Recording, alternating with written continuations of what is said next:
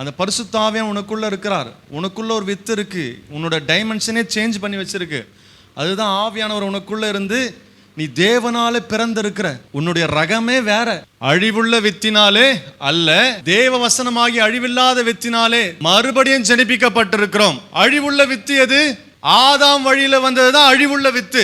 நாமளா யார் வழியில வந்தோம்? ஆதாம் வழியில வந்தோம். மாம்சத்தின் வழியா வந்தோம்.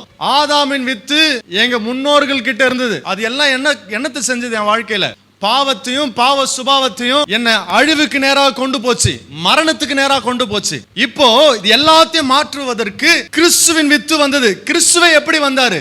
ஆதாம் வழியில வரல. கிறிஸ்து எப்படி வந்தாரு? மாம்சத்தின் வழியா வராம தேவனால பிறந்து வராரு, ஆவியில பிறந்து வராரு. எப்படி அவர் ஆவியில பிறந்து வந்தாரோ அது போல ஆவியானவர் எனக்குள்ளே இருக்கிறார். அந்த ஆவி எனக்குள்ளே இருக்கிறது. ஆண்டவராய் இயேசு எனக்குள்ள வாசம் பண்றாரு. அவருடைய வித்து எனக்குள்ளே இருக்குது. நம்ம நம்பும் பொழுது நமக்குள்ளேயும் அந்த வித்து கிரியை செய்யும். இப்ப நான் மாம்சத்தின்படி நான் பிறந்திருந்தாலும் அந்த மாம்சத்தின்படி நான் என்னோட சந்ததி கிடையாது.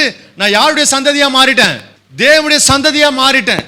நான் தேவனால பிறந்திருக்கிறேன். இப்ப மாம்சத்தின் வித்துவை காட்டிலும் எனக்குள்ள வாசம் பண்ற வித்து அது தேவனுடைய வித்துவா இருக்குது. கிறிஸ்துவின் வித்து எனக்குள்ள இருக்கு. இதை நீங்க நம்ப நம்ப நம்ப நம்ப உனக்குள்ள இருக்கிற அந்த வித்து உன் வாழ்க்கையில் அற்புதத்தை கொண்டு வரும்.